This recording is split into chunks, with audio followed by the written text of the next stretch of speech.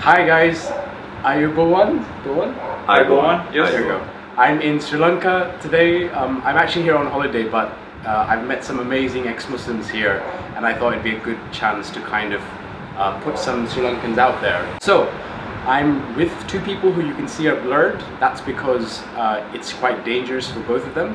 One person who's Ahmed on this side, that's obviously not his real name, is not in the club, like he's actually open, but for his own security I think we decided not to. And Zaid on my left is in the closet. I will have left the country by now because I don't want to do this video and release it while I'm in Sri Lanka. I'm here with these guys and we're going to talk a little bit about the situation of ex-Muslims in Sri Lanka. Yes. The first thing is, do you think that people know about ex-Muslims in Sri Lanka? If you're an ex-Muslim in Sri Lanka, do you even know that that's a thing? Even not the Muslim friends, you know, Sri Lanka is not a Muslim majority country. Even if you go to the other community and say that I have left the religion, they still say, even though if you say so, that you are a Muslim. So even if you say I don't believe in Islam, you're still a Muslim. Yeah, still a Muslim. Until they will label you as a Muslim. Muslim. Right. At least in the local language they say, like that. That means as long as you are circumcised, that means you can't, you'll so be labeled. It's interesting that it's almost seen as both a culture and a religion. Exactly. Yeah. Exactly. Right. And why do you think that is? Because of their understanding of the religion and the culture. Right. And I imagine in Sri Lanka it's very, your identity is not only here Muslim, not only is as seen as a religion, also as seen as a race. Tell me a little bit about your stories. So Ahmed, you were telling me earlier about some of your story, but why don't you tell people on camera what was it like leaving Islam? Well, from my school days I believe that Islam was the right path, and I put all my effort to follow it as much as I can, and I sacrificed a lot, and I was thinking that I was following the right path, and I did, those days I never thought anything against Islam. Even the thoughts coming to my mind, I thought it is coming from shaitan. Waswas, and I should not think about these things. And but really what changed my mind is when I got my Facebook and free time, and I started searching things here and there. Right. So there were a lot of questions and arguments, and but already I had studied all those things in Islam.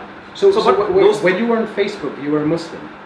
Yes. Were you arguing against Islam? No. You were arguing for Islam? Yeah, I started my Facebook arguing for Islam, but when I encountered different people, so there were a lot of arguments, and at the same time I learned as other things that Muslims could not figure out what Islam is, because there are a lot of sects fighting with each other, claiming that they are in the right path, but if you go further and further, you would not find any real Islam. Right. And when you finally decided, you know, I don't believe in Islam anymore, this isn't for me, what were the things in your head? How long did that take? Lot of fear and uncertainty. It didn't happen like a Zakir Naik show, like you hear a speech and in the next second you go to the stage and say Shahada, I become a Muslim, and everybody shout Allah Akbar. It doesn't happen at all like that. It took me years. It took me years, and I was so afraid, and I don't know how to come out. And first I started skipping Fajr prayer, that means Subah. Then I started skipping the 5-time prayers, and even I got fear, and then I started skipping Jumas, and then it also didn't happen. Like every other third Juma, then I start to go for there, because there's a hadith say that if you don't go for 3 Jumas continuously, you will become a kafir. So then I didn't want that one to happen, because I was still in confusion. I don't say there was an epiphany like that, but I think I could say that it took me years, but at the same time I could relate to kind of a similar story. I was also involved with a spiritual movement in my teen years, and I was also like, what bothered me a lot was like the concept of hell. I was thinking about concept of hell. Then whenever a non-Muslim dies, and obviously they are going for the eternal hell. Therefore, like I was involved with so many others like Dawa movements, Zakir Naik's teachings, Ahmad Didat. And I was trying to convince, so I delved deep into other religions, and then I found out like there isn't much difference between, I could find the same mistakes in the Islam too. So this kind of step by step pushed me out of Islam in somewhere down the line. And when you left, did you know that you could leave Islam? At that time, I didn't know. I did not, and at that time hardly there was any Muslim even in the international arena, apart from Ibn Barak and very few, Taslima Nazreen and very few. I could hardly. I think. Many, yeah. This was a long time. This was a couple of years ago. Yes, Yeah, decades ago. Decades yes. ago. Yes. Wow. So you've been around for a while. Yes, yes. And for both of you, what have your family? Did your family know? I mean, obviously, if you're not comfortable speaking about it, don't. Very few members of Your family close family. And how did they react to it? There were very strong emotional reactions, but nothing hostile. Yeah. They were trying, as you know, like their initial reaction is like that I am going to hell. Like, so that was their reaction is. Now I should say like they are kind of settled down. Calming down now, calming down, and you know, once in a while there are like burst of arguments. That goes, In my family, my immediate family, they know about it, and they have no option but to accept me. But they don't like being like this. Some of them think that okay, I am possessed by Satan and all, so then I'll be back to Islam, or there's some wrong thinking going on in my mind. So they think you will return. Yeah, they think they'll return. Some people meet me and they know that I am no more a Muslim, but they just pretend to. They don't know anything, and they just talk like when they talked with me earlier days, like and they talk with me about Islam and all. Then I also have to say yes and no and yes. Okay. So you guys, both of you, have worked with a lot of ex-Muslims in Sri Lanka. You know probably more ex-Muslims in Sri Lanka than most people, and that's not good because you only know a few, right? Yes. So what do you find are the common problems that ex-Muslims face in Sri Lanka in general?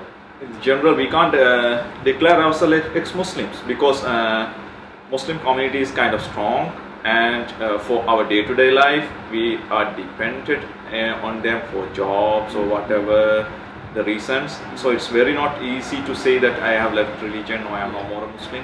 So in many circumstances, we have to pretend to be like Muslims. Right. As I told, like even like Muslims in Sri Lanka is very strong, and they have very strong heritage as well, and thousands of years, thousands of years, and they represent at one time before the advent of all these invasions, European invasions, they were controlling almost 100% of the economy. Right. You know, so after now, the current scenario is around 30% of the economy is being controlled. So it's quite a large, powerful community. Powerful, very powerful. And you can see ex-Muslims losing their livelihood and maybe their homes if they the social segregation, I won't say like they may be, because we don't know any ex-Muslims that has come out of the closet and been threatened, but we can see some of them have been threatened online, but we haven't seen any of that being materialized so far. But we can see but obviously we can't take that all it takes is one person to be killed, right? One person to be killed. So I have a question for you guys. Yes. There'll be a lot of people watching this who are Muslims, not just in Sri Lanka but all over the world. Yes. And obviously we live in Muslim communities. We work with Muslims. We have family members who are Muslims. We have husbands and wives and whatever. What would you say to them if they're watching this? My message is to the rest of the world is I know that this ex-Muslim phenomenon is happening all over the world. And it's a huge phenomenon that's happening because of this after the advent of internet and the spreading of disinformation, and people are learning what is true Islam is, what is in the Quran, what is actually in the Hadith, and but we can really see the plight of ex-Muslims in Muslim majority countries.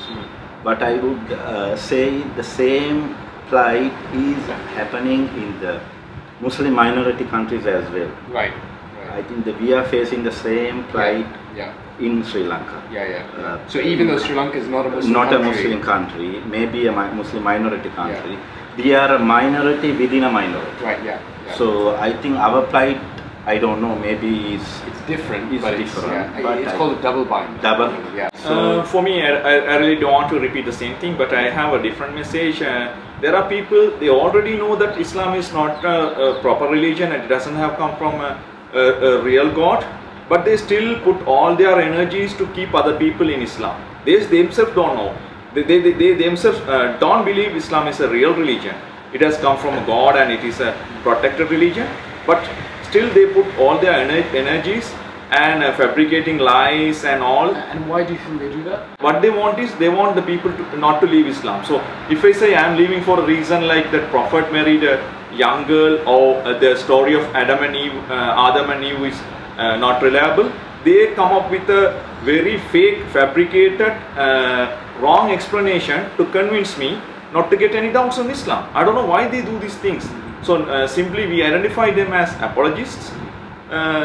So first, they themselves don't believe in Islam. Otherwise, if they believe in Islam, they don't have to fabricate things to protect Islam, if it is a real religion of God. So I request them not to do these things. Let the people think and decide. So don't fabricate lies which is not in Islam. Let the people learn proper Islam and let them decide. If somebody wants to smoke and get cancer and die, let them smoke and get cancer and die. We don't have anything. And I guess an important part of that is that you want a space so that people can have those discussions and debates, which currently are not happening, right?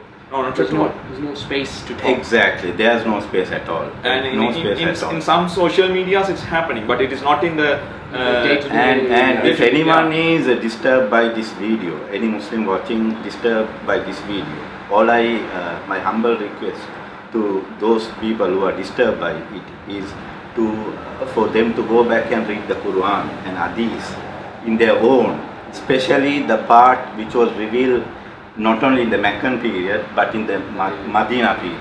The Hadith as well as what happened the Quran as well as the Hadith which was revealed in the Medina period, not in the Mecca period. So this is my humble request. Well, you heard it here.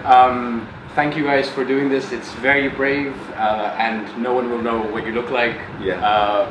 Even the shirts are different, so it's a pleasure, Imtiaz, and it's a pleasure meeting you. Thanks for having me. Thank you very much. Thanks for having me. So this video is for all of you people who are out there, especially if you're Sri Lankan and ex-Muslim.